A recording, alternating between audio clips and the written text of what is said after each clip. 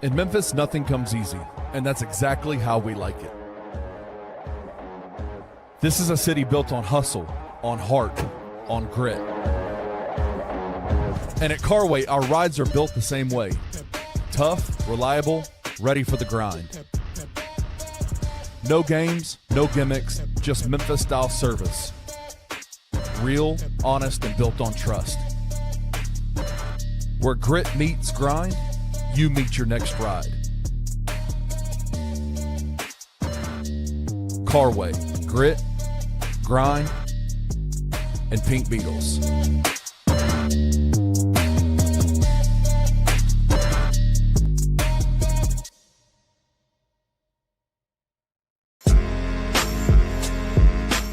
In Memphis, we know a thing or two about resilience. From the grindhouse to the Delta, we protect what's ours. But when pests invade your home, it's time to fight back.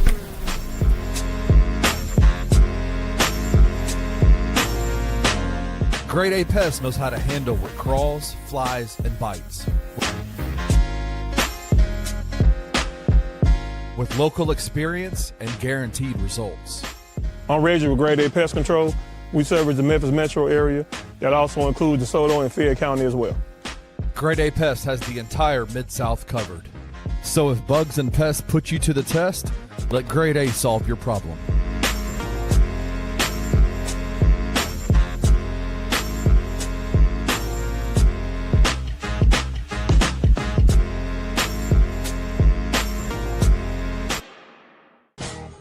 Welcome to Tigers Untapped, a Bluff City media podcast. Stepping up to the microphone are your hosts, Trey Lasley and TJ Willis. Now, let's get to the show.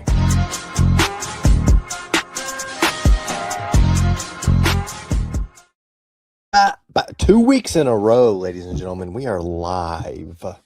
And for about the 6th week in a row, TJ still has digital camouflage on his walls.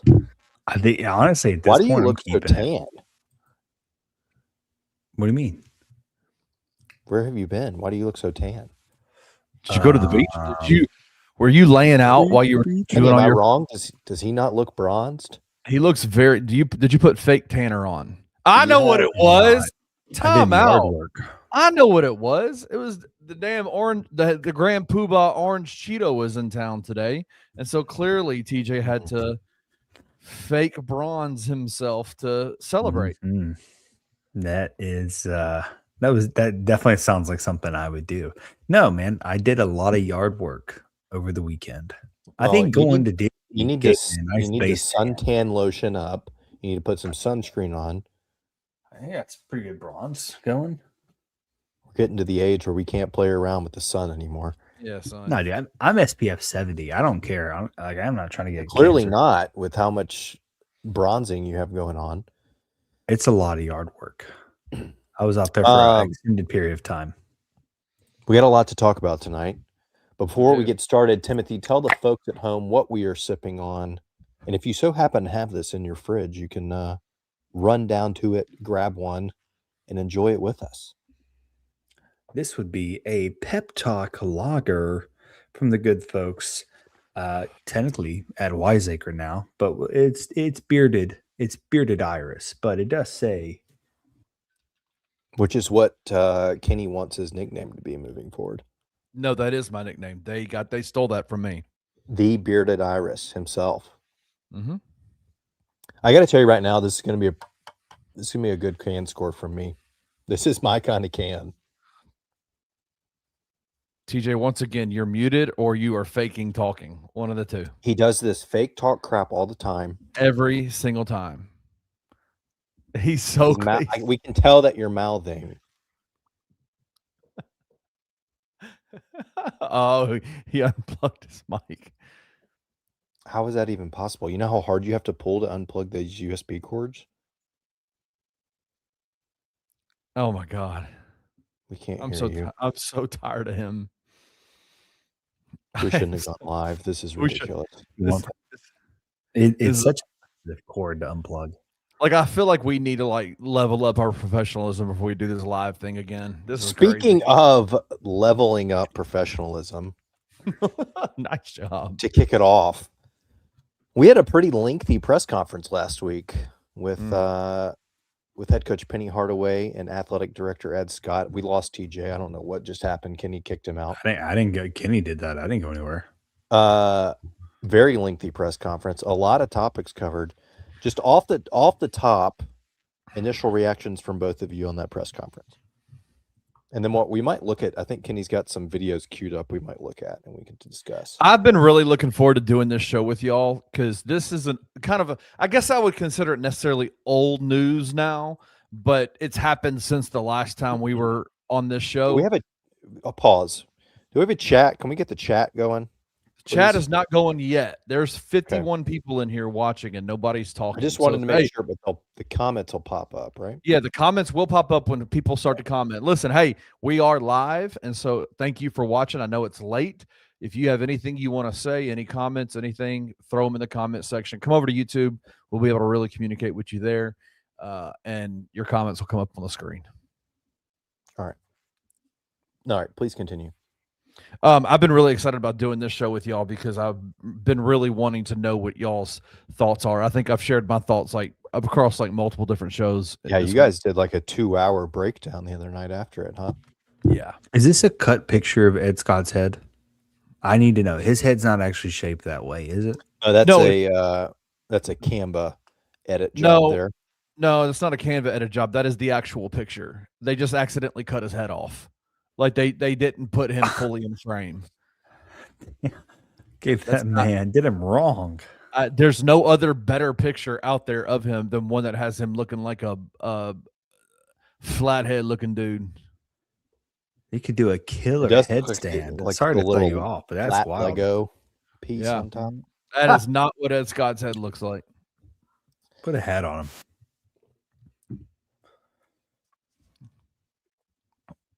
Sorry, TJ, I derailed us there. That's my bad. TJ, what were you thinking about in terms of like about this press conference? What were your thoughts initially?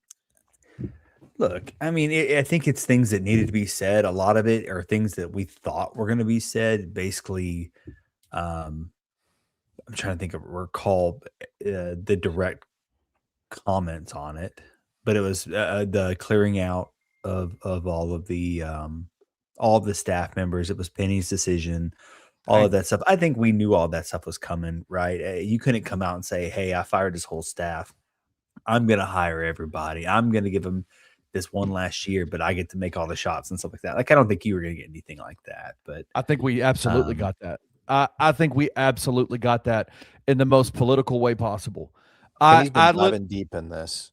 I was there at the press conference. I was there. I've edited it. I've put it out. I've talked about it on multiple different shows. I feel like I've seen this press conference probably 20 times in the last week. And I said this on Anthony's show a few days ago. I genuinely believe what we saw there was the power dynamic shift of the Memphis basketball program. Like I legitimately, it felt like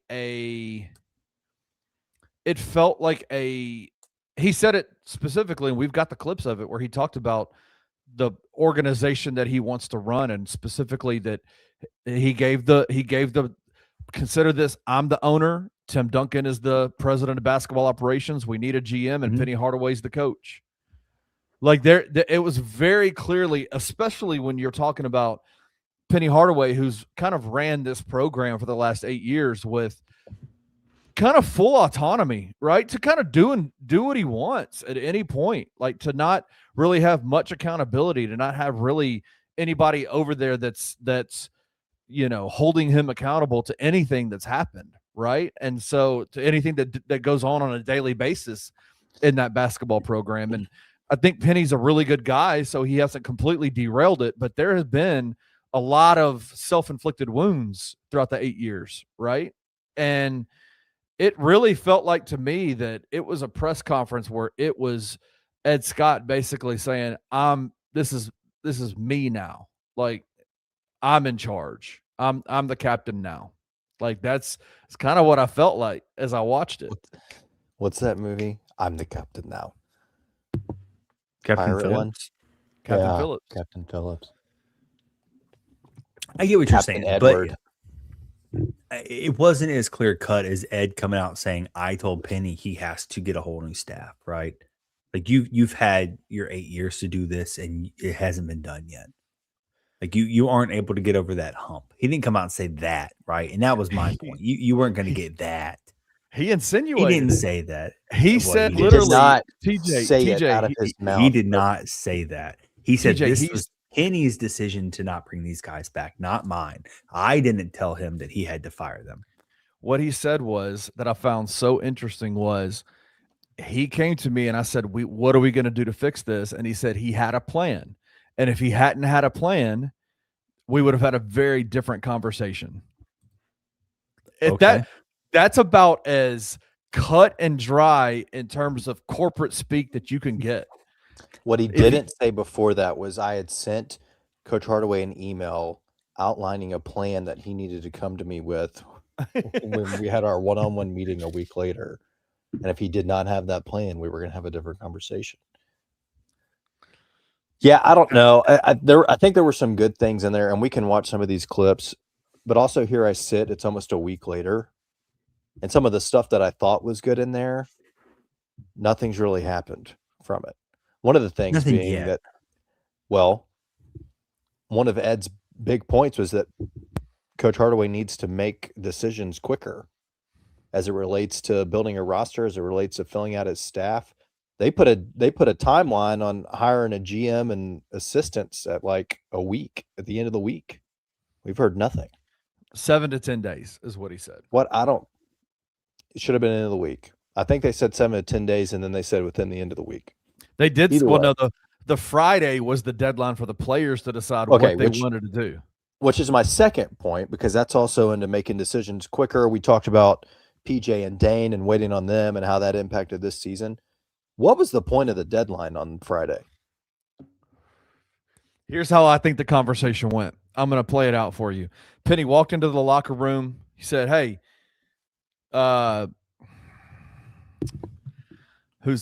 hey, Rob, come on. Come to the office. Let's talk." Hey, It bro. was like an exit interview with everybody. It was 100% is what it was. He said, "Hey, bro, Yeah. Oh, we my suck. gosh. We sucked this year. We were terrible this year." This episode's brought to you by Zyrtec because my allergies. Yeah. Have y'all been outside? Yeah. TJ was Fox We outside all talked week. about it. Fox 13 said we have the worst pollen scale in the nation right now. Anyway, continue. I think he went in and told A-Rob or anybody else that has eligibility and made significant dollars in revenue sharing this year, said, "Hey, your role and your pay is about to change. You get to choose whether or not you want to be a part of this or not. You got till Friday." I understand that, but what's the point on Friday? Because literally nothing happened by Friday. Here we are on Monday. We've heard some names that have said they are coming back, and then the others are still like in flux. So what? I don't understand what anyway. Still, even if guys have committed to coming back, which we'll talk about in a minute, the portal's not even open yet. Like they can still up and leave whenever they want. Oh, that's very true. It's very true. Yeah. It's also Let's an look- interesting conversation of asking the players, or, the post coming out saying so and so is coming back. I'm like, well, I don't know about that. You may have a spot now. Maybe just wait that one out before you just. Yeah. But hey, what did he say? You say wait that one out. That's not what they're doing. They will not wait. You either say yes. They have to wait. And I think what I'm saying is like once that portal opens, if they commit to it now, I think they're giving them like, hey, we have one less roster position available once the portal opens, right? Like they're not waiting. They are not waiting. They're going to go very fast with this. As soon as the portal opens, you're going to see that roster filled out quickly. I hope. Do we even have a freaking GM in place? No, not yet. 7 to 10 days. We got 2 more days. So who's making the decisions on this roster? Well, right now it's probably Penny Hardaway.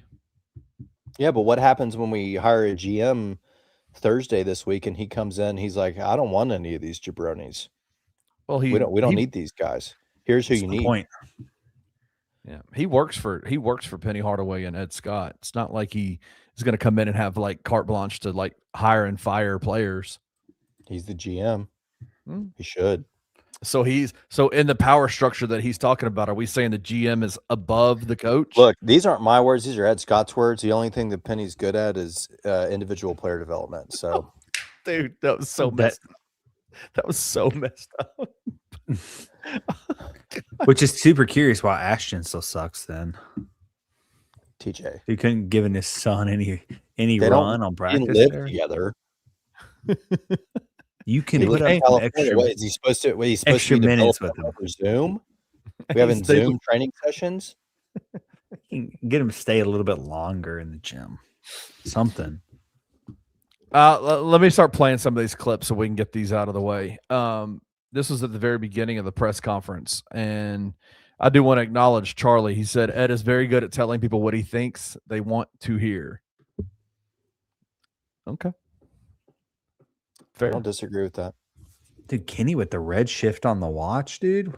How old are you? I mean, it is nearly midnight, TJ.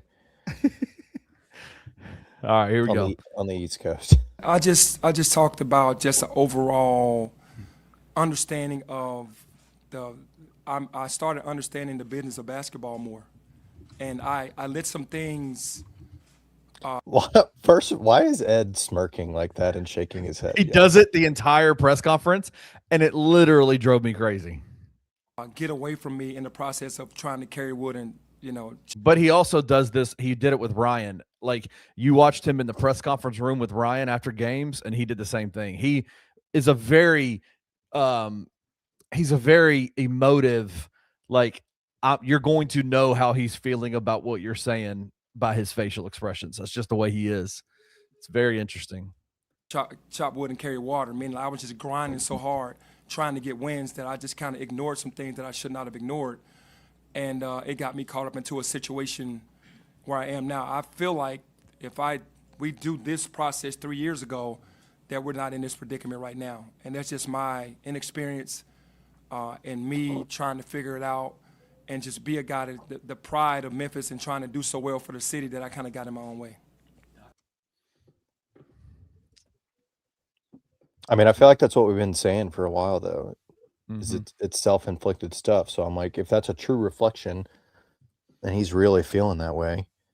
But a part of me is also like, is Ed forcing? Is this a script that he's been handed? I would say to you that there was very clearly, that's a part of the way that this whole press conference went down, that there is, like, he's having to carry some water, carry some pails of water right now, just like really say specific things and do specific things and present himself in such a way where it's very clear, because the question has been this entire time is, will Penny ever, like, okay, you hire GM, how do you know Penny's going to listen to him? Even listen, yeah. I mean, that's been the problem all along. I've had multiple people that are not Memphis fans over the last couple of days ask me if I thought hiring a GM is going to work. And I'm like, in theory, it should, because it relieves him of having to focus on the future and spend time doing things and allows him to do what he needs to be doing coaching wise. The problem is he going to listen to what they're telling him? I think he has no choice. You have so that goes back to my point. What happens when that GM shows up on Thursday and says, I don't want these guys that you have allowed to come back. I don't care if you cut their NIL payments in half. I don't want them apart. They won 13 basketball games last year, Penny, in a league that they were supposed to be the winners of. I don't want a single one of them back. You just told me he didn't have to listen to him because technically he works for him. And now you're telling me he has to listen to him. I think so. Make up your mind, Kenneth. I think he has to Bearded listen Iris Stubblefield. I think he has to listen to Ed Scott. That's who I think he has to listen to. I think that's what that whole press conference was. This is the part at the very beginning where I was like, I love his openness, but it's not helpful. It doesn't fill me with much confidence. You're saying Penny's openness? Yes. Here it is. I think the vulnerability of just asking for help. I've been a guy that when I was in middle school and in high school and AAU, I did all the Ed, with the damn chuckling and giggling, work. I had guys around me, but I was a offensive guy, the defensive guy. That's just what you do because I just love the game. So as a player, I had those responsibilities as a point guard to do pretty much the coach's job. My coach didn't have to work. I had to do all those things. So I think at some point during this season when I went to him, it was nothing that had to do with anybody else except for myself. Like, okay, I've been trying to do so much that it's fatiguing, and I'm missing things that I shouldn't miss, and that I need to get some help. And I think that's a good thing. That eases all the ego out, no ego, and gives vulnerability to a guy that really wants to help me, who has helped me since he's been here. This administration has been there for me from day one to put me in a position to be successful. And I know that it's still on me because I'm paid to win games. So going to him, I knew that he was going to take that as, he's the type of guy that takes that as, I like that. I don't want you to try to do it by yourself. I'm here to help you. And that's why I went to him. All right, that wasn't the exact clip I was thinking about, but or later on he says, I saw Matt Painter and I saw there was huddles where he had a defensive guy coaching the team and he had an offensive guy coaching the team, and I just realized, oh my gosh, like I don't have to do it all. And I'm like, bro, we are 8 years in. Like we are 8 years in. Yeah. well, I would argue that we weren't doing it all at times because, I mean, shit, we started the season, we haven't a zone offense and implemented. So I don't know that we were ever coaching offensively. Like if part of, he said in that clip, he said, there's things that I let slide and things that I let go. And I'm like, you mean like implementing the offense? Like, is that one of them? Oh, a team may play zone on us. What should we do to stop this zone defense? How can we score against that? Memphis Tigers on 3 said Dr. Scott always smirks and giggles like he has a 24/7 contact buzz. That is true. Penny is his own worst enemy. He had commented right before that saying Penny is his own worst enemy. It ain't not true. Who is this from Tiger Sports Report? Shout out to you guys. Anyway. All right. One more clip we have, and I will say this or you have more, Kenny, on here? I have 3 more. Do you want to hear? I will say, what's up, Brian? What up, Brian? B-Moss in the house, baby. I told you it is almost midnight. Yeah, it is almost midnight for Brian.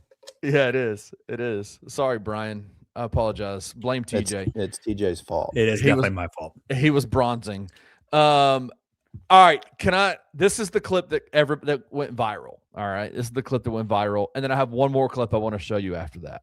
All right, here we go. And I do hope today that my words come out not as a complainer or being playing the victim of any sort, but I do understand that to me it's a one-off. I've done well, whether it's been published as not doing well in the first 7 years, first 8 years, or whatever. I felt like I haven't won in the NCAA tournament, but my regular season scheduling against some of the top teams around the country has been well. I'll start off with that. So it was me just trying to really grind out this season. I felt like it was the best coaching job I've done and the hardest coaching job I've done to just try to get 13 wins.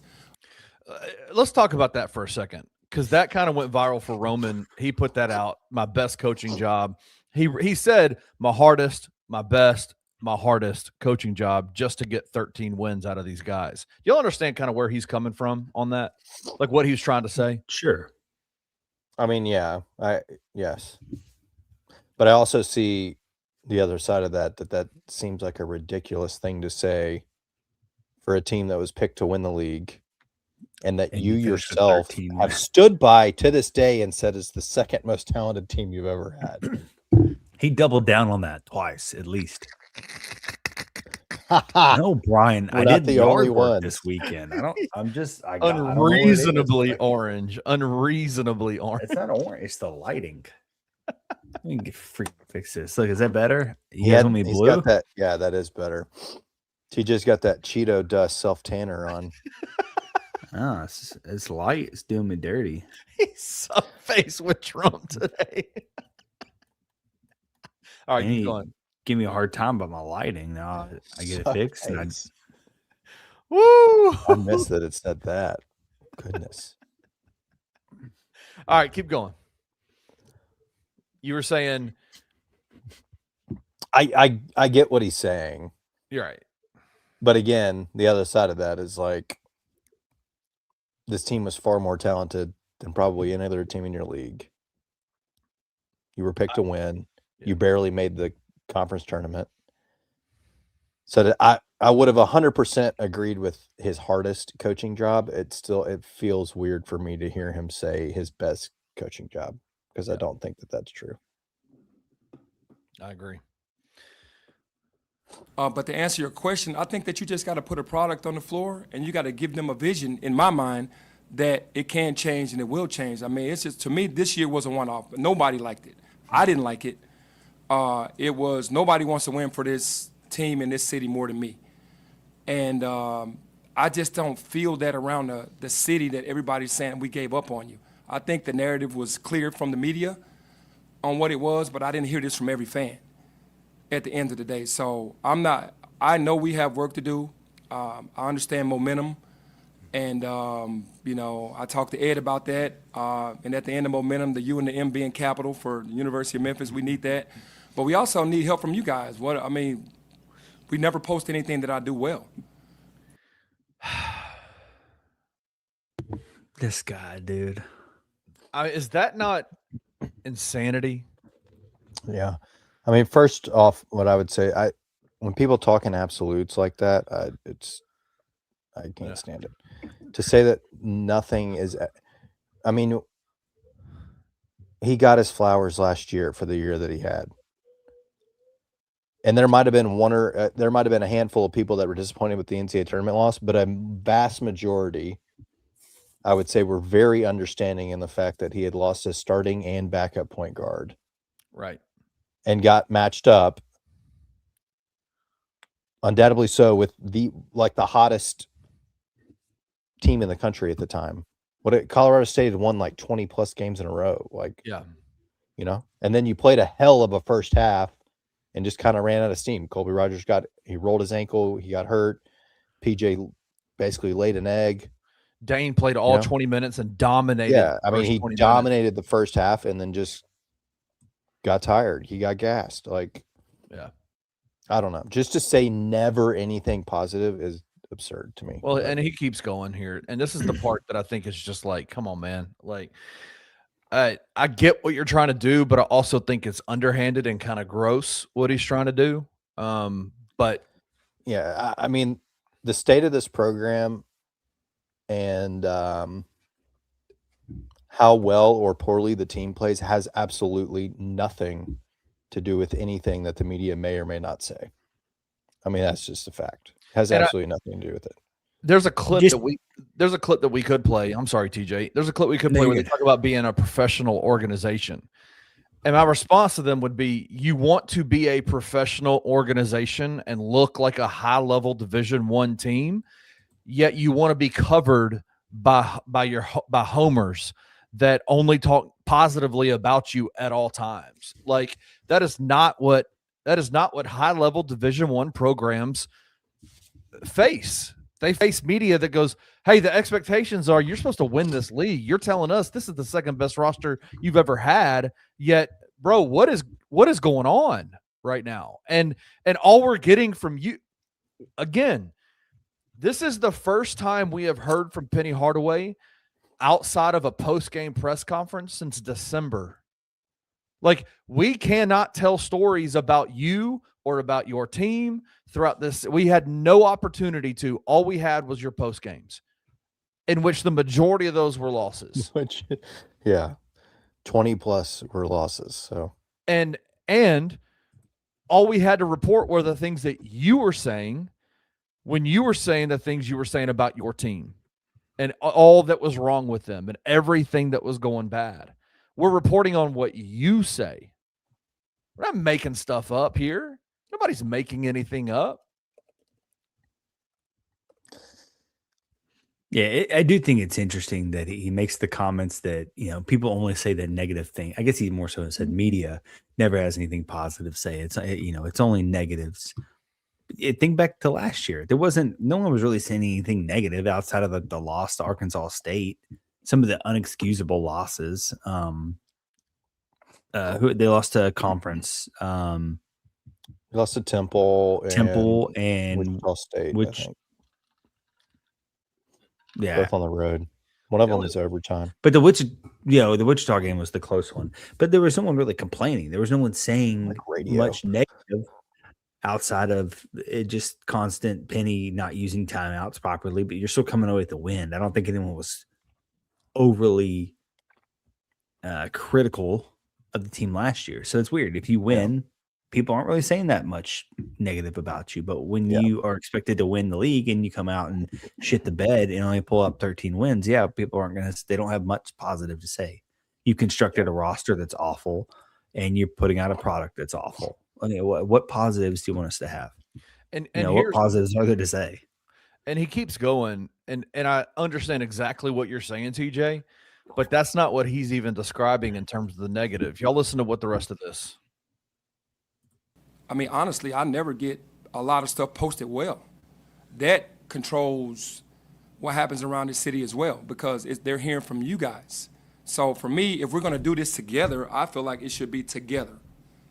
It's not our job. Not just University of Memphis over here, the media over here. I feel like the entire city needs to embrace winning if that's what everybody really wants. We want that. Why don't y'all want that? And if I'm at the helm, why does it? We do want that, sir. Oh, we just don't have any control of that. You coach the games. You put the players on the court, not us.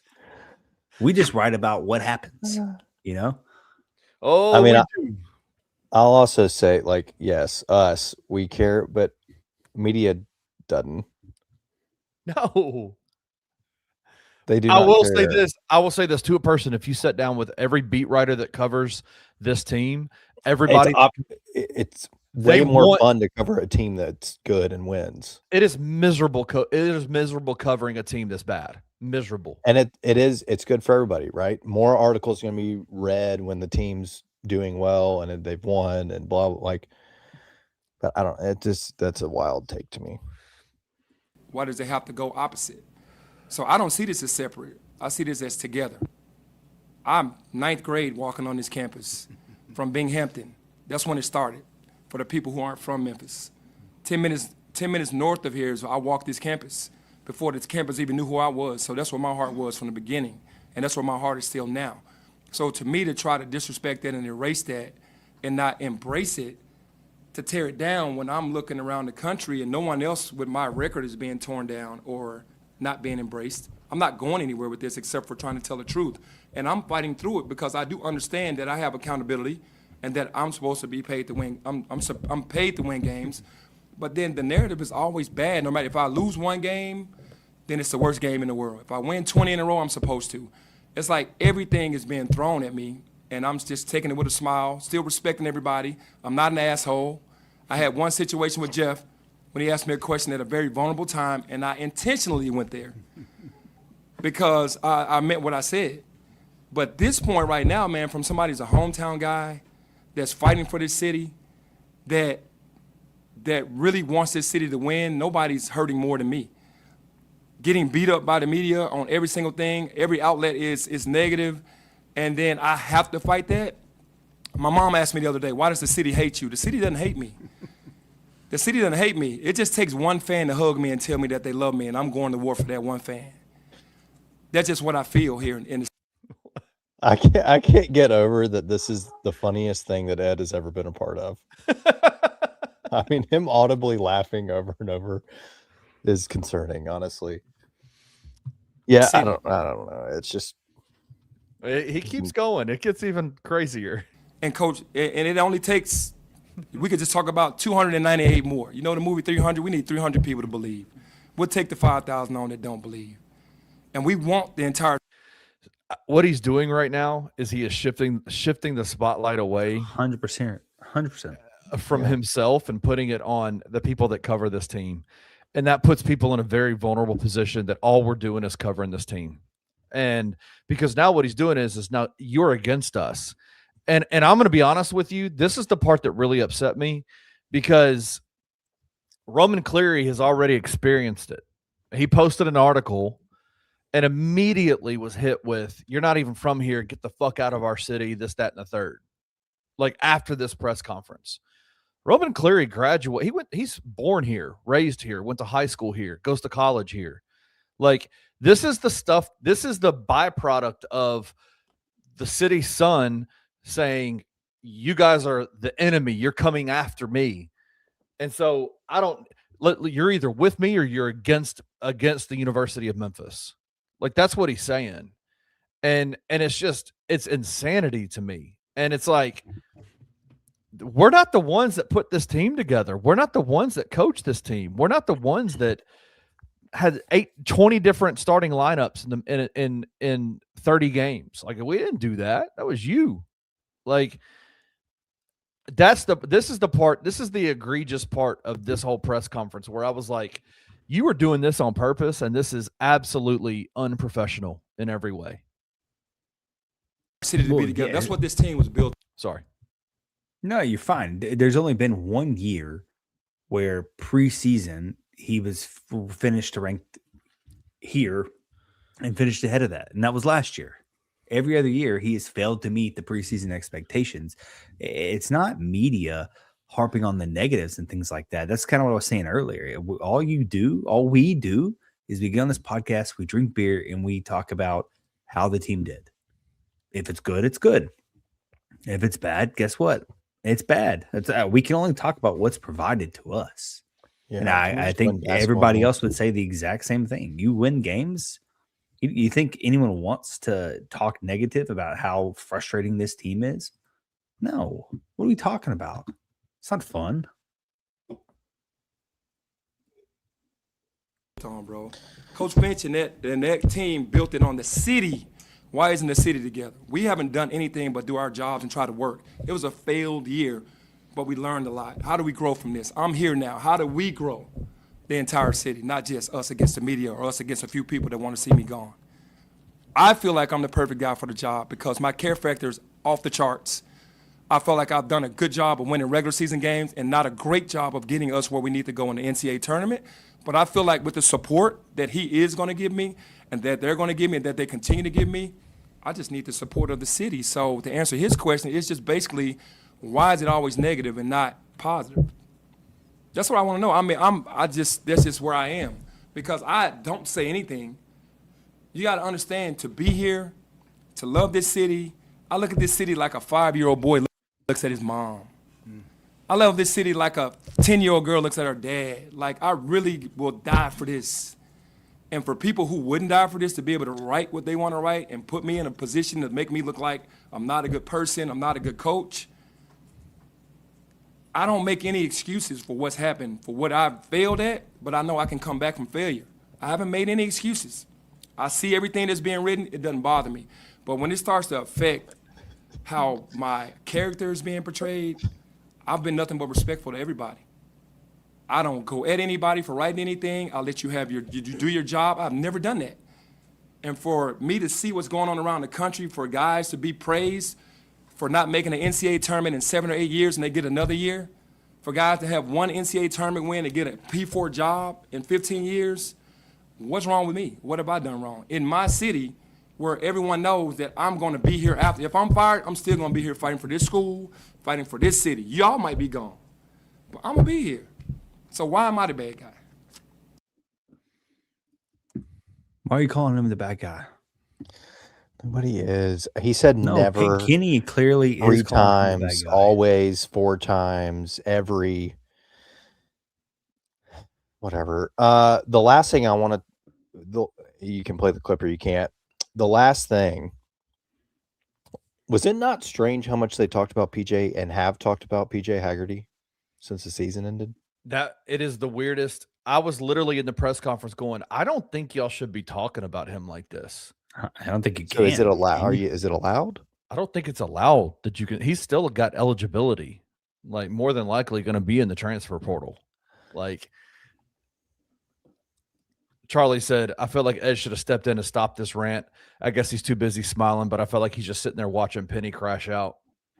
No, he wanted that. He wants that to happen. I think 40 it takes the pressure off Penny. He probably told him to do that. Takes it off Ed, you mean? Takes it off Ed. Off of Ed, excuse me. Yeah. I think there's a level of 4D chest going on in that press conference. 4D, that's deep. All right, that's enough of the press conference. Well, I want to show you. You want to hear the PJ stuff real quick? Or are you done? What? Sure, do it, I guess. All right, It's here. still Yeah, weird. I think, Hold on. and I do hope. We were prepared to make PJ a very lucrative offer, right? I think Penny's been honest about this, and I said it yesterday, and I'm saying it in front of Penny Hardaway so y'all all can see it. I wish that he would have gave them a deadline by, if you don't respond back to me by a certain day, I got to move forward. Well, I think we both learned from that. I want Again, with the deadline crap, we set one for Friday and it means nothing. So what? I mean, anyway. PJ Haggerty back. I wanted PJ Haggerty back. I did. That's so I mean, the wild. guy's a 22, 23 point a game guy, right? The city loved him. Fans came out, right? He had a good experience at Memphis. PJ won more games at Memphis than he's won anywhere else combined, if I'm not mistaken, right? And so that's the part that I think we can do better together, is where I got to say to Penny, you got to move, because if you don't move, I have to check him on that, and he's got to be okay with that, right? But I also know why he waited. So I think what we can do, and what we can do, is make sure that he's got the resources. What I believe Penny needs to do is make decisions on his roster immediately. And, you know, to my satisfaction, to be completely honest, he had meetings with the players right after he met with his assistant coaches the other day. And he told them all, from my understanding, and you can correct me if I missay anything here, here's what I expect your role to be next year. Here's what I think we can offer you, because this is the type of team that I'm trying to build. And if you want to come back and be part of that, then that's great. But if you don't, you have until a certain date to let me know, because I got to build a roster. That's exactly true. So that's what we can do, right? I got to put a little pressure on him to be like, P, we got to move, right? That's what I call him, P, we got to go. And he's got to be willing to, you know, poop or get off the pot. I'm glad he threw that in there. P, that's what I call him. And we just don't have enough time. We have 14-day window in the portal. And the other piece was, we were working, when I first got here, we were working with NIL money, which was collective outside money. Where I can help him is, we now control the rev share side of that. I sign all the contracts for the student athletes. And so I'm able to help him with the infrastructure and with the resources, so he can make decisions quicker, which we have to do in this environment, because if we don't, we're both afraid we're going to be in the same position we were last year. So I think that's the biggest thing that we have to do. But he started that process already. And so very shortly we'll know who wants to come back and if they're willing to accept the roles that he's laid out for them. Yeah, if I can speak on the PJ situation, I actually did that because I really wanted him to come back. And I did it for the city, because I feel like the city has, Calipari set a standard of winning here. That's why when he left, everybody was pissed, because he had taken this thing through the roof, right? That's what we want to get back to, obviously. And I'm just referencing Cal, because I waited on PJ because I knew if he stayed that we wouldn't be in a situation like we would be in right now. That's a walking bucket. That's 20-plus points a game. That's what the city loved. That's what we deserve. So that's on me for putting myself in a position, not on him, for just waiting as long as I could to just see if I could just a small chance for him to come back here and play for us again, because he had success. But in the back of my mind, I also knew he had conquered the AAC in his mind, and he wanted to go show scouts that he could do it in another conference. So that's on me. What about the part that we talked about the other day, so we can let them behind the curtain a little bit in our conversations? What do you think it would have done for your other roster pieces if you brought PJ back? Because you had mentioned that. It would have been a totally different roster, because now you got your best player back. And then now you build differently. It made me wait a very long time. But again, I learned from it. But that's the kind of conversation we had. So he said, I waited. This is, you know, I wanted him back. And I said, well, why'd you wait so long? Not just for PJ, but I wanted him back. But if I got PJ, helps me get a big guy who wants to play with him as a point guard, right? So those are the kind of conversations, when y'all asked that question earlier, that we have behind the scenes to better understand his thought process. So then I have an idea of, okay, that makes sense to me. Right? So PJ's one domino, but he brings other pieces with him. Well, there's an open invitation. I mean, I don't know what to tell you. That is an open endorsement without an actual Yeah, without actually tampering. I mean, that's about as close as you can get. A That's, very lucrative dare I offer. say, just the tip there. I looked it up, the rule, because since he is a former player and they were only speaking historically, it's okay. But they were like also speaking in hypotheticals, like, oh, if he came back and he could find another big that really wants to play with him, like But that was for last year. Yes. Yeah, I don't know. All right, that's enough of the press conference. Let's jump into this. Our deadline that we've mentioned multiple times has come and gone. And as the deadline came and went, we had 0 updates. Not a one update Friday, Saturday, Sunday, but we have officially received word that Julius Dedford and William Wharton will be back next year. They have committed. They supposedly like the roles that have been laid out in front of them. They're fine with whatever their rev share amount is. I mean, it's a weird spot to be because one of the biggest gripes everybody's had with the Penny Hardaway tenure is the lack of continuity year to year and pushing people out and not bringing guys back. But I'm like, I'll be damned if this is not probably the worst year to ever bring people back.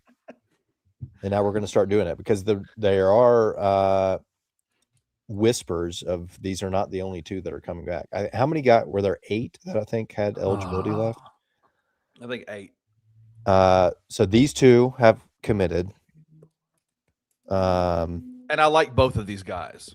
I really do. I do too. I mean, you don't like William Wharton. If I have an understanding of what their roles will be. I do. I do like William Wharton, and I'll tell you why. I do. I think William Wharton has a very real possibility of playing a limited. Yes, a limited. I'm talking 8 minutes max a night of coming in and just being a spark plug, getting a big key block, a dunk, something to get the 100%. crowd, the team back into it. And I think it's a Timu DJ Steffens, which to say, if you'd seen DJ in year 1, I don't know what's below Timu, but that's what DJ would have been. I mean, there were reports coming out of practice that DJ couldn't run down the court and chew gum at the same time.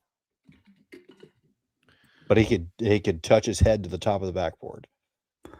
It's fine. Look, if you're going to give him 8 minutes a game, that's fine. I'm weary about loading up your roster, bringing back all these guys. I know it's only 2 confirmed, but we talked about 8. I just can't expect anything different.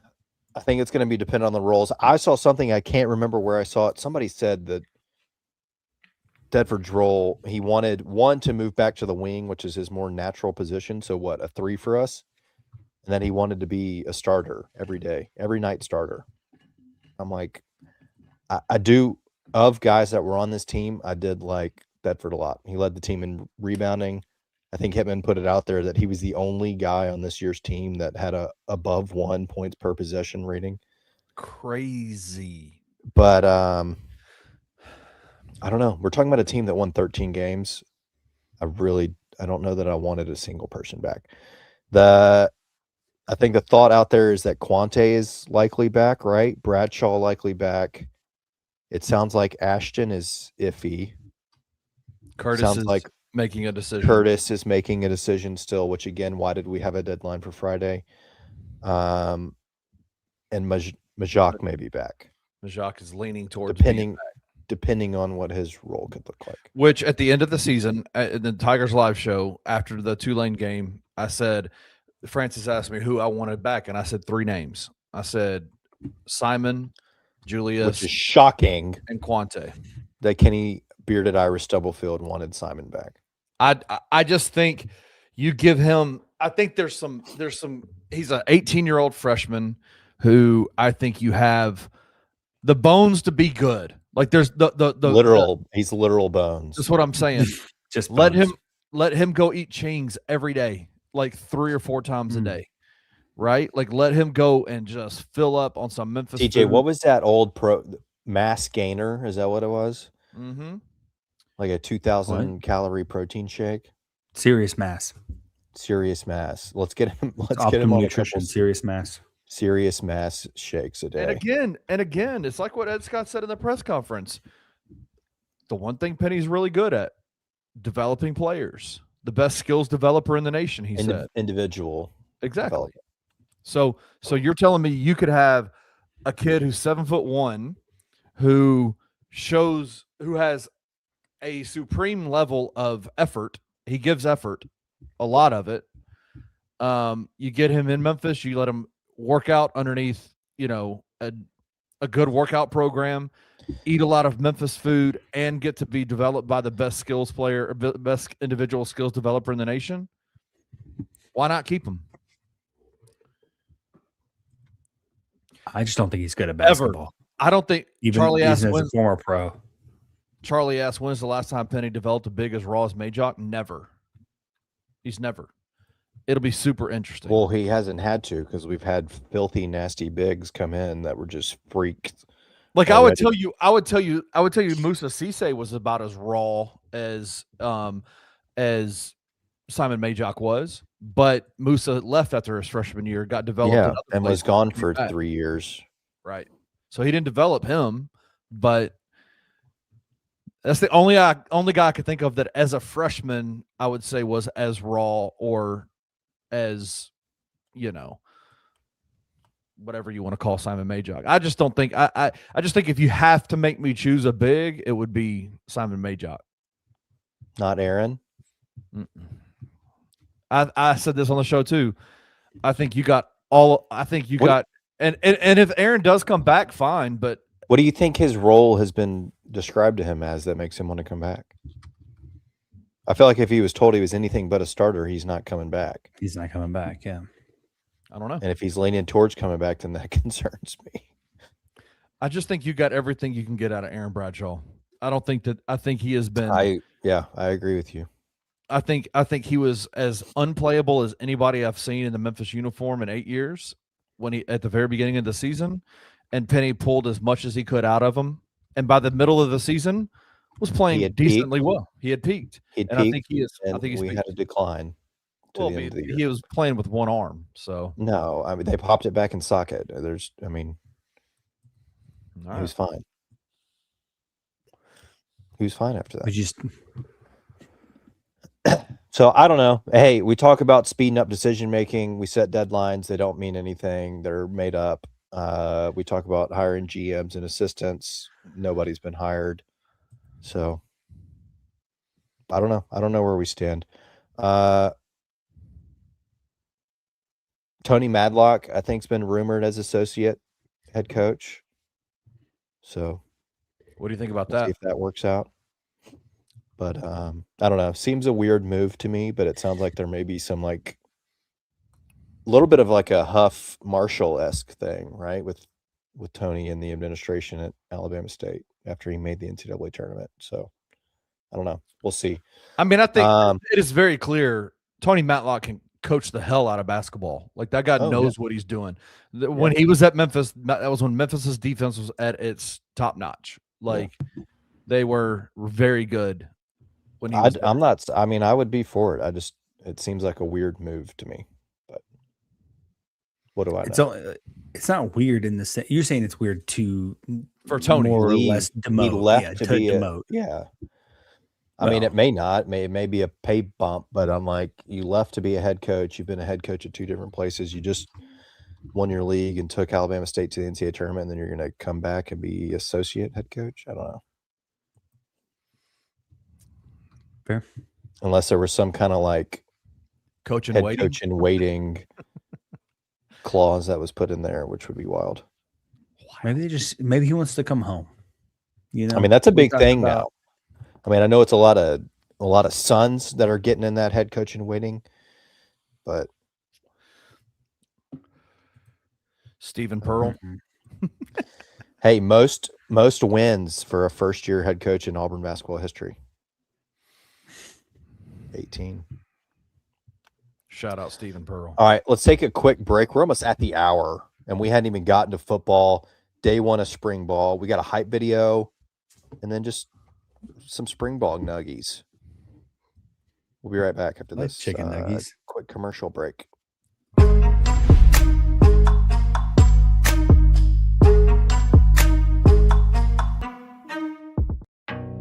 Some dreams don't just come true, they come with 4 paws. At Puppy Dreams, we match loving families with happy, healthy puppies. From playful companions to lifelong best friends, your perfect match is waiting. And with our professional grooming spa, your pup will look as amazing as they feel. Visit Puppy Dreams today and meet the one who's been waiting just for you.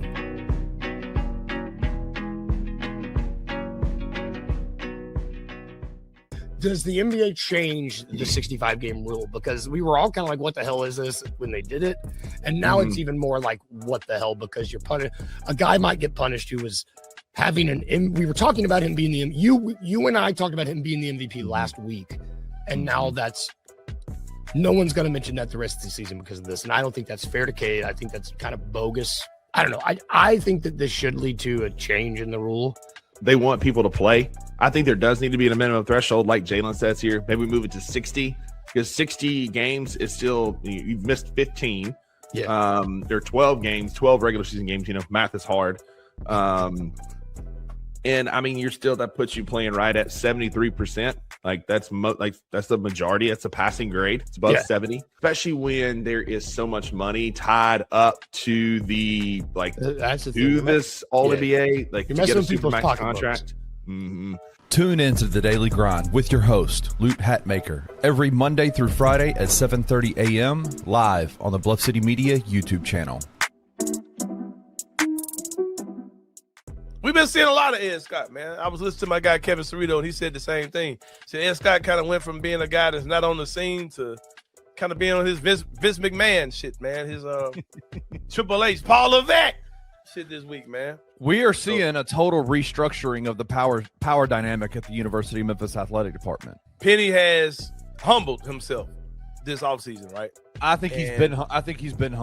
I think he's been humbled. Yeah, I don't think Penny just had a revelation. I think they had a series of conversations where Penny had to, all right, bro, like if it just keeps going the way it's going, this dude is gonna get me the hell up out of here. You know what I mean? If I'm him and I see the big dog is Penny Hardaway and he's got all autonomy, but I also realize there's some things that Penny is doing. It's really not how that's supposed to go. Like this.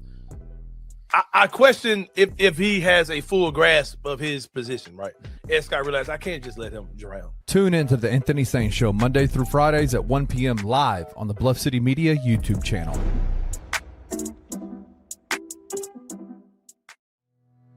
Tired of the same old fast food? The soggy fries, the frozen flavors, the meals that never quite hit right. Head over to Waldo's Chicken and Beer, where everything starts fresh and flavor comes first. Our chicken is fried in rich beef tallow for that bold, old-school crunch you can actually taste. And don't skip the premium homemade southern sides, fresh greens, hearty white beans, and creamy mac and cheese made to complete the meal.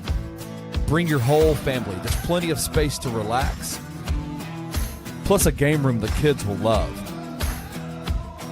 Catch the game on big screens, grab a drink at the full bar, and enjoy happy hour specials. Every day from 3 to 6, all day on Tuesday and Sunday.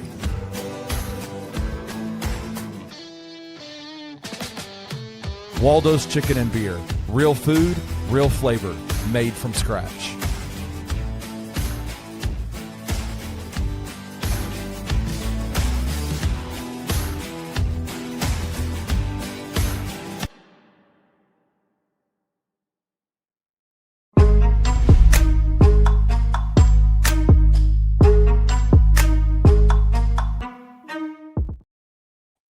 You're going to have to stop with that daggum chicken commercial. It's fire. Makes me so hungry every time. It does make me hungry. Dude, they have a special menu item that they don't, it's not on the menu. You have to know about it. And you have to know about it and ask about it. They have a chicken and waffles dish that is it's so crazy. It's so crazy. It's so good. Hey, speaking of, one of the things that Ed Scott said on the Gary Parrish show was that he said you could clearly see that our guys' bodies weren't what they wanted to be. Yeah. Todd Forcier, the strength and conditioning coach, was then fired, posted a note on Twitter, then deleted it. That note said, basically, when you've been thrown under the bus and blamed for everything, this, that, and the third, just keep your head high. Mass Gaining Guy, fan of Bluff City Media, fan of Tigers Untapped, said, if Dr. Ed Scott is watching, hire me as the Tigers basketball strength and conditioning coach. I will have every player in the best physical shape. Hell yeah. Hell yeah, Mass. Hey, I don't know if Ed's going to take you up on of that, but I will certainly take you up on that. Man. But listen, I guarantee you, put your resume in, man. If you are as legit as your picture says that you are, because damn, dude. If we could get Penny to start posting bicep curl vids instead of incline treadmill vids, yeah, we'd be heading the right direction. We're in the right direction. Speaking of heading the right direction, you put Mass Gaining Guy in charge. Penny ain't doing no treadmills. He's doing all kettlebell curls. And even if we can't get the whole team, can we just get Mass Gaining Guy on Simon? Yeah, let's get Mass Gaining Guy. That'd be a one-on-one. Literally, his name is Mass Gaining Guy. I need Simon Majok to gain mass. That's what I need. NIL. He needs an NIL deal with Serious Mass and a one-on-one session with Mass Gaining Guy. Speaking of heading the right direction, can you play that clip? Because it is day one of spring football. That 4-minute long video. Talking about that one? 4 minutes long. And even if it was, it's the best 4 minutes of your life. We just watched about 10 minutes of that press conference. We're going to watch this. It was depressing. We're taking in all 4 minutes of this. So why not Memphis? Those are the things that, to me, stand out. So what's the mission? Why am I here? I'm here to close the gap. That's the mission, to close the gap. We've been good. We've won a lot of games. It's time to win a championship. That's flat out why we're here. Guess what? We're best together. We're best where? That's how we could be at our best. As iron sharpens iron, one man does what? Sharpens another. That's why I didn't call these tiger sessions, because the tiger hunts solo. But if we're going after something big together, it's called a what? And that's what these sessions are about, being together. Tigers are apex predators in the world. Apex predators are at the top of the food chain. Their job is to reset and establish. I love this line so much. It's time for the Memphis Tigers to get to the top of the food chain. This is Memphis. It's a little bit different here, man. This ain't flip-flops and beaches. And the road to the championship ain't paved with palm trees, man. Go fast! Get on run! Pop up, buzz your feet. Details, man. Let's go. You gotta be different to be here, man. Score! Get here! So embrace it. Let's work. Come on. But understand, going hard is good. Execution is the requirement. All the way through, don't stop. So yeah, when it gets harder, I gotta focus a little bit more on my technique of the drill. When it gets harder, I gotta focus a little bit more on lifting my knees up. When it gets hard, I gotta focus a little bit more on watching the ball. Because that's what wins games. Not just playing hard. That's the minimum requirement to play for me, to play hard. Execution wins championships. Ain't nobody else doing this, man. Run around the cone 2 or 3 times, break it down on championship. We gonna earn this. Everybody gonna see August 30th, prime time, first game of the year. All eyes on the Tigers. Tigers Untapped live from Vegas, the Bellagio.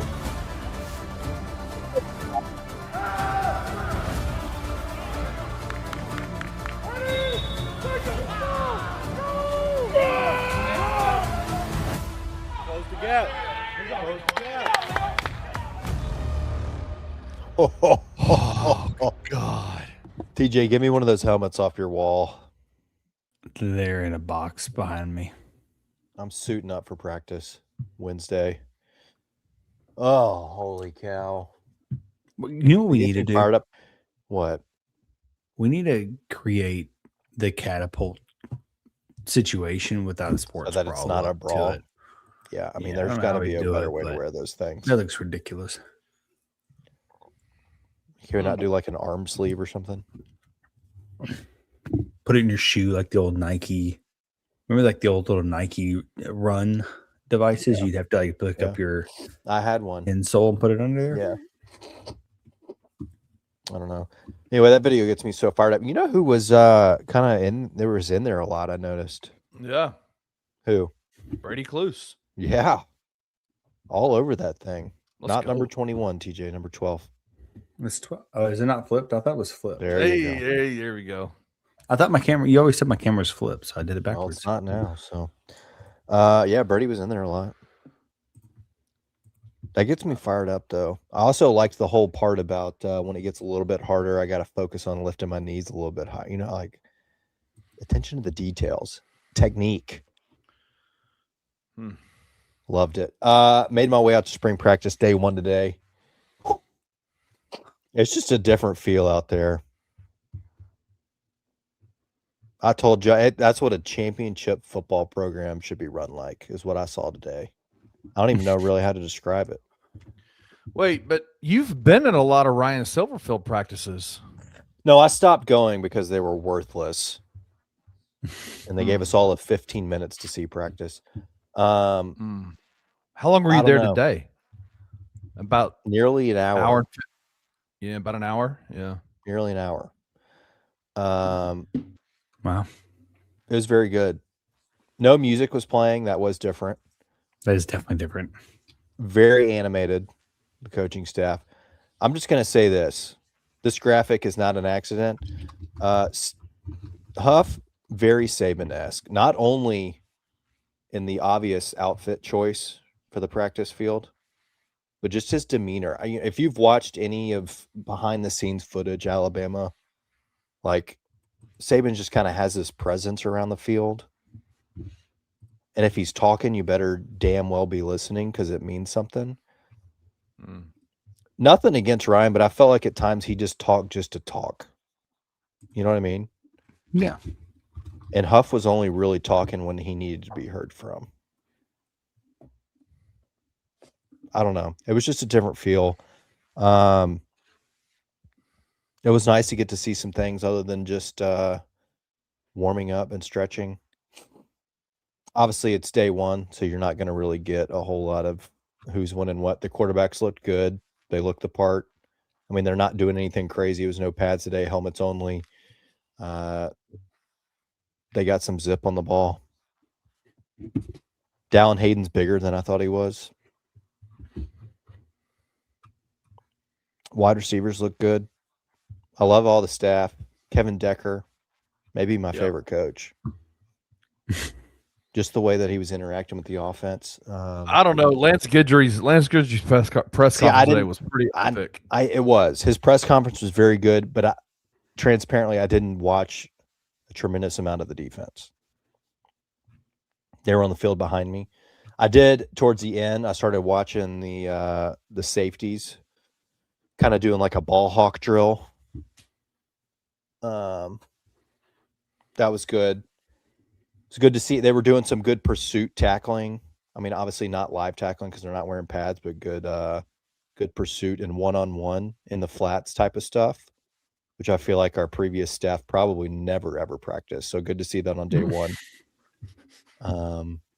Of the practices that we ever went to with the last staff, I never saw any live one-on-one anything. That was always that big dummy wheel donut. The donut. They would, yeah.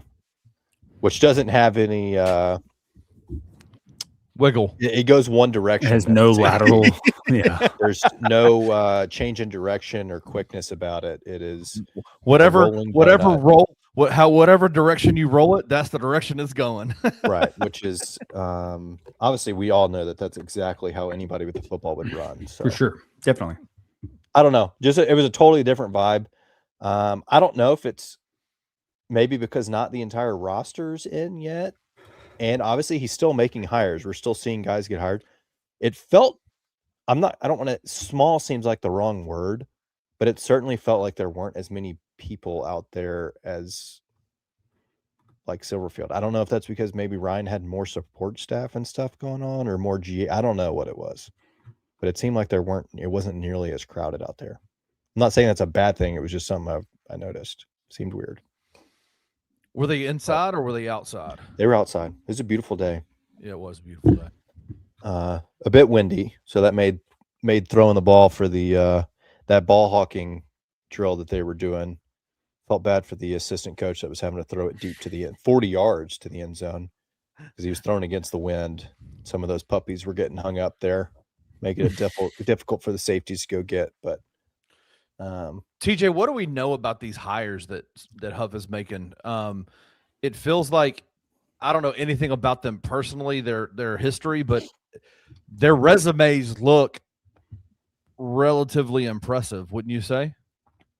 Well, yeah. I mean, think of Kerry Joseph, which is one of the ones that was announced today. I didn't know about it until Trey had told me. He's played in the NFL, the CFL, NFL Europe. So if there's any type of professional football, this guy's got it covered. Not to mention he's just bounced around left and right. He's been under several NFL programs. He's been involved with several colleges. I think he actually just came. Was it Texas? Yeah, was he a chief of staff or something like that? Yeah, he was the quarterback coach for the Bears previously. So it seems like a guy who's really just got a wealth of knowledge and a lot of contacts. So if your plan is to be as great as you can be in the college ranks, and then also have someone that can kind of help segue you to the NFL, it seems like Kerry Joseph is straightforward, right? I mean, that's a guy he's made stops several places. The Brian Bean guy, I'm not too familiar with. I know he is a defensive line coach. I think he was last with the Cowboys, but that's really all I saw about him. I'm not too familiar with him. I do think you do get a little bit more with Kerry Joseph because he has some connections in the South where we're at, right? I think he's a Louisiana guy, so you kind of have some extra recruiting ability out of the state of Louisiana again, which is something we haven't really done since Norvell was here. We hired an assistant special teams, right? Matt Harper, yeah. That's an interesting one too, because I see no correlation between he and Huff. At no point in time is there any direct correlation between them working together at any school at any point in time that I could find. Is Poodle Walker back on this team? He didn't play at all last year. Could be. They got a clip of him lifting weights. He wasn't on the team at all last year. I don't know why he wasn't there, but I don't think he wasn't. I thought he was a senior. He was the starting defense. I thought who was the big defensive lineman named Puda last year? Oh, no, I'm thinking of PJ, the guy from Indiana who transferred from Indiana. He was the backup defensive tackle. Puda Walker played defensive line, played a lot. Yeah, but he was a redshirt senior. That was the guy from Kennesaw. He's here working out right here. Maybe he was here for Pro Day. This is 4 days ago. Yeah, Pro Day was like 4 days ago. Yeah, that was about Pro Day. Gosh, can he get with it? Holy dude, my bad. I was like, wait, Poodle Walker is back? What the hell? Goodness. Anyway, yeah, sorry. Back for pro scouts. Sheesh. This guy, dude. Yeah, listen, it's on me. Hand up accountability. Only other thing I'll say, I like Stokes. I don't know. I like the way he carries himself. He was interacting with the entire offense. He was chirping the DBs a little bit when they were doing some 11v11 stuff. I liked it. The kid's got swagger. We've talked about it before. Look, I appreciate Seth. Love Seth. I just needed a little bit more like. And they're just different people, man. Yeah. I'm excited to have a QB with some swagger. And Brendan was the same exact as Seth. I mean, him and Seth were except for Brendan would get after it at the end of games. At the end of games when they won, holy shit, he would go off on people. It was crazy on the field. Really? He would talk a gang of stuff. I mean, going back, I feel like Brady was the same way. Yes. Kind of had that more calm, composed, quiet. I mean, maybe not quiet, but you know what I mean. I don't know. I'm just excited to see somebody play with a little bit of Riley Ferguson in him. Yeah. Riley was a lot of people's favorite. Yes, he's shit. I mean, Paxton had a little bit in him too. Yeah. Not like Riley though. I think Riley would actually just talk shit mid game though. Oh, 100%. Yeah. Well, Marcus he wasn't. He gives me those vibes. Yeah, I kind of dig that. He's a Florida boy. He's a Florida boy. Yeah, of course he. I'm excited for it. So, anyway, I think 2 weeks or so, 2.5 weeks of spring practice. They got like 10 practices. Mm-hmm. They have announced. Is it April 18th? Will be like Fan Appreciation Day or whatever. They're doing it at your opportunity to get out there and see the Liberty Bowl because they're Simmons Bank. They're doing it at the stadium. Gosh, it looks Spring so Fest. Good. It looks so good too. Yeah, Spring Fest. If you have not seen, oh my God, the shots of it, it's insane. You need to go to the Memphis Football Twitter right now. They had a 360 aerial that they posted the other day. It's filthy. I will say one concern here. The party deck area is slightly too large for me. It's pretty big. If that's the size that it's going to remain, I have concerns because it's a little bit long. How far does it go? Like yard? It's like the 30 to the 30. I don't even mean It's that huge. way. I'm more that it is huge. It is yes. I also meant how deep it goes. Oh, okay. It's too deep in there. Do you not think that they're setting it up for? Because in the original plans, they had extra seats there, right? I do. Yes, I think it has above. been constructed in a way where they will hopefully eventually have kind of a floating deck that Like sits a floating deck over so you'll still have that concourse area, the concrete party deck, but it'll have seats that kind of sit above it. I'm hoping that they do that sooner rather than later because right now it's I don't know. What does this mean? I'm not the biggest. What does this mean, Brian? TWSS. That's what she said. It's a little too deep in there. I think it was a reference to Trey's. Shout out, Brian. It does. It goes a little too far. So, I would agree. All right. It's very open. What is that? What do y'all open. think that if y'all had to guess, like what the party deck is going to look like when it's fully decked out? Like, is it going to be like? Will there be like food trucks up there? Will there be like what's going to be up I there? think there will be Mike food. T. I think there. Yeah, I think DJ Mike T just got a whole ass party deck. They're very. The only committed to DJ acceptable Mike T. thing that they should do if they're keeping it this size is put in a lazy river. It's Or a that ball big. pit. It's that big. It is. Yeah. Like a bungee cord, like a bungee situation. Like, could you like jump from the top up to the like down to the party deck? Like from the top. Yeah, the top of the new structure, you probably could. I don't think they're going to have food trucks. I think they will definitely have like vendors set up out there, and they're going to have beer stands. And then I would imagine they've got like bar top tables and stuff like that you can kind of like hang around at, like places for people to kind of gather around, eat their food, hang out. Like, I don't know. Oh, you know what sounds real fun? In the hot ass Memphis sun is having A lazy no river at shade. the football game. Yeah. Just standing there, only I being agree. able to watch part of the game. No, thank you, dude.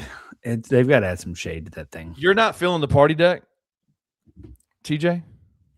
Not the way it's constructed currently. No, it's huge. It's way too big. Not both. Surely yes, Hunter the way Trey is fans can talking stop about, but also forcing the side. can stop forcing the fan of the game to carry an actual fan back to their vehicle and maybe donate some fans that could be used on the party deck.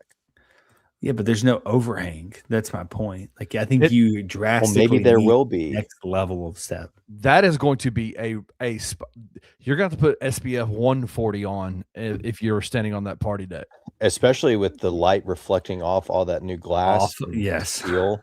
It is going to be. It's, could you imagine? It's a dangerous place to be. That is, yeah. You think TJ looks bronze now? Man, Come back second It's week. because of I saw the September. stadium the other day. He walked by the stadium the other day, and it was like that old school projection TV we took out of my parents' house that one time. I tell people that story entirely too often. I mean, you could, Kenny, we moved. My parents had one of those. I mean, I don't know, like early Old school. 2000s HDs, Like- that were heavy as shit and super deep. We took it apart because they were moving. That was the only way you could get it out of the house. Well, none of us knew that it had the world's, I don't even know, most reflective mirror that's ever been created in the history of the world. We had a buddy take it outside, hold it in a way that the sun was reflecting off of it, and pointed it inside at us. We were 40 degrees hotter. I mean, instantly. It was insane. I 100% understand how magnifying glasses burn ants up now. did you feel like a very small ant? Yes, it was unbelievable. I'll send you a video. I took a video of it, and how blinding the light that comes off of it was is wild. concerning. Wow. That's funny. I'm going back watching the original renderings to see what they're showing on that party deck, and honestly, there is like some beer stands to the sides, but that's really about it. Yeah, I think it'll be like very easy. to grab Tables. There's a food lot here. of tables. Would you put a pool up there? No, Kind of like Put they a do. pool in- there, Kenneth. I wouldn't hate the Jacksonville vibes. Yeah. That's Don't they where do I that? was going. I thought that was Tampa Bay. They had a pool. I think Tampa and Jacksonville both have it. Mm-hmm. Put a slide. Yeah, I wasn't kidding about the lazy river. Could be a wave pool. These are all fantastic ideas. We would just need to put like some kind of. I see the fans that come to these games. We're not doing no shirt like August. Tarps off, dude. Like we're not doing tarp. Like we gotta keep it. You have to, if you want to get in the pool at Simmons Bank, you must have on a swim shirt. Or have multiple sessions with mass gaining guy. Before you're eligible to be on the pool party deck. That's got to be a part of it. See if I can. I can't wait for football. I'm I am terrible at making so- this work. I am so. What are you doing? TJ's He's Microsoft TJ's painting something. He's doing something. He's Microsoft painting right now. Nah, man. Honestly, you have gypped us of your Microsoft painting skills, and I'm kind of mad at you about it. No, I was going to the video here. Just kind of showing you a little more about kind of how they have it set But up. they've got it shaded here. It's not shaded on the thing. Well, that's because the sun is setting behind the massive. behind this thing. No, it's going to be a roast fest. So are those two like open air bars right there? That's what it looks like. guess That's not a so. bad idea. 2 open air And bars. I guess you're going to pretty put legit. like a Tiger Like a bookstore. Are they going to be back lounge. here? Bookstore. I mean, it's going to look awesome. This is what I but need. still, you got to agree with me. Like that is, That's large. it looks like it needs seats over it. Like you It can keep does. it It needs open air something. and just have like It's huge. All right, Kenny, for perspective, these are the stairs. This is like the recruit stairs. I know right exactly. there. That's where I go down every single game. I know. So Field. that's how I'm trying to put into perspective to show you how damn big this thing Oh, is. And this, listen. the other stairs are like right here. Yeah, that's crazy. So they're getting rid of the stairs. Like, how are we going to get back to No, the? they still got stairs there. Okay, I see it now. No, it just seems very big. I need mobile ordering.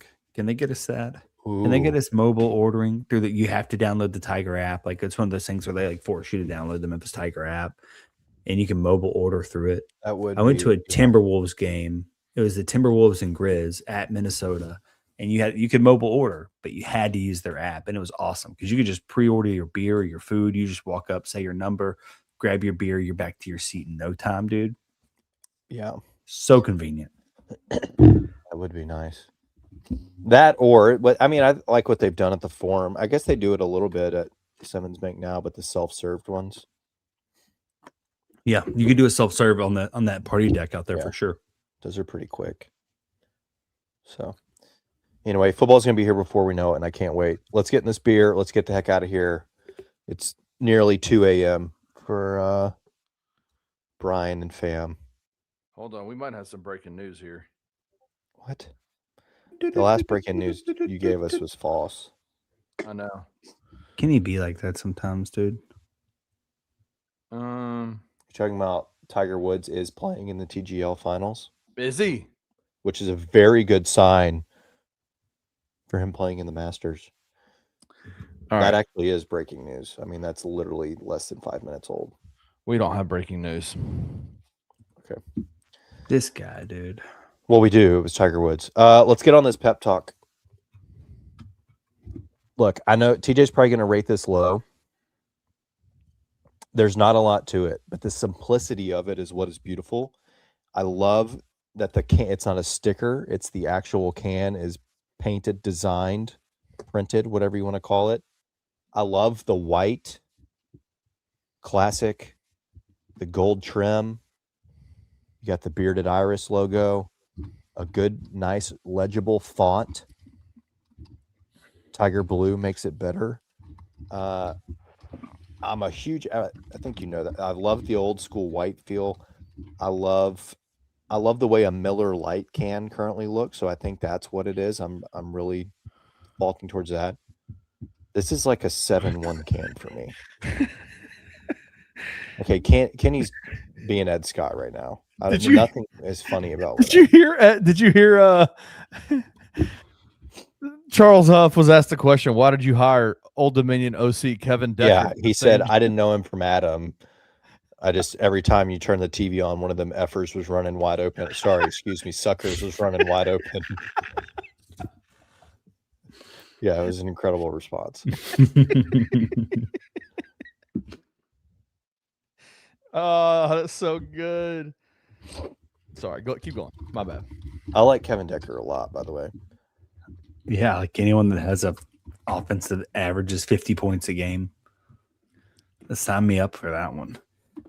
Yeah, you're right. This is a boring can for sure. It is an old school can. I was trying to find the name of that beer. It reminds me of like an old English ale type of can. It's not great. I don't know why Trey likes this can so much. I don't know. I'll take this light off here. It's not white, so aggressive. There's something about a white can with blue font on it that just gets to me. I guess. I mean, it's fine. It's a very safe can. There's not much pep talk being done to me about that can. I need you to give me a pep talk to like this can.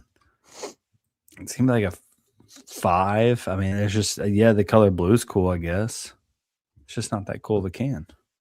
I don't know what to do here. The beer was delicious, though. It really was. This was fantastic. Good purchase. Did you rate the can? By Wiseacre? I didn't hear a Yeah, score. I gave it a 5. Oh, damn. It's boring. It's boring as hell. Yeah. Goodness gracious. I like this. Crushability's there. I do wish it had been a pint, though. We needed we've gone for an hour and a half. We needed a larger brew for this. This is a very good lager. I was trying to find that can. I cannot figure what it looks like. It reminds me of an old beer. This is a solid 7.4 for me. Say 7.4. Mm-hmm. I think it's fair. Yeah, definitely high crushability. I didn't see the alcohol content. What was it? Probably like low 4 something. Yeah, 4.2. You can crush these left and right. I do want it to be a pint. Just that's too small for what we're doing here. But I'm not. Well, TJ's electricity just shut off. I'm not going to complain about anything. It was delicious. You could crush it. It could have been a little colder for sure. What'd you say? Sorry, I forgot to write down your score. 7.4. 7.4. That's probably about fair, but I'm not going to copy the score. I'll say like a 7.2. I could definitely drink multiple of them. Pretty good beer.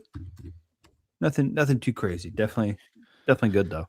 I knew without a shadow of a doubt when he said, "I'm not going to copy your score," he was going to go lower than you. Yeah, I don't know why he didn't think he could copy it if he felt like that's right. Like 7.5. You couldn't go 7.5. No, I didn't think it was. No, I don't think it was 7.5. I just What's know going on at your home? Are you TJ, are the working cops under outside your house? motion what do you mean? lights? What is happening? There's paranormal activity occurring in your home. This guy. All of our lights are automated, so my office light turns off at a certain time, and that's what happened. Yeah, but it wasn't turning off. It was brightening and dimming. He's got a dimmer on it. Look at this. Yeah, guy. why are you doing that? I wasn't meaning to. I didn't realize I was tapping it at first. Interesting. No, I don't think it's a 7.5. I just don't have to tell you here. It's just like a good everyday brew, you know? Yeah, like it's you good. get home, you Good cut the safe beer. yard, you do whatever. You just you're like, hey, I want a quick beer. I'm gonna grab a pep talk. You guys like a PBR. That's what it reminds me of. A really good PBR. Yeah. Have you guys started mowing your yard yet? 3 No, I times need to get you're that talking spring scalp going. I got to get mine going too. I'm doing it this weekend. I should have done it this past weekend, but Yeah. I didn't. You've mowed your yard 3 times already? For sure. It's because I he has think you look like this. He has an electric battery powered mower and he can't get through all of it at one time, so he's had to stop and redo it. None of that. That's not even true. It's not even true. Okay. Well, this has been I'm a fun. grass We're gonna daddy, have dude. we may be a live show now. We may just have to go live every Monday. I love it. I don't know. We'll see. Look, I know it's late, but people are up. It is late. Maybe they meant the deadline was this Friday. So next Monday when we record, maybe we'll have a team, an understanding of who all's back, and we'll have some assistants and a GM in place. We'll be heading the right direction. We'll have 2 programs headed the right direction. Let's do it. Let's do it. Here's to that. Come back next week, bring cold beers, Chevy Hot Takes. For now, we out. Peace. If you enjoyed this episode of Tigers Untapped, leave a rating and a review wherever you download your podcasts.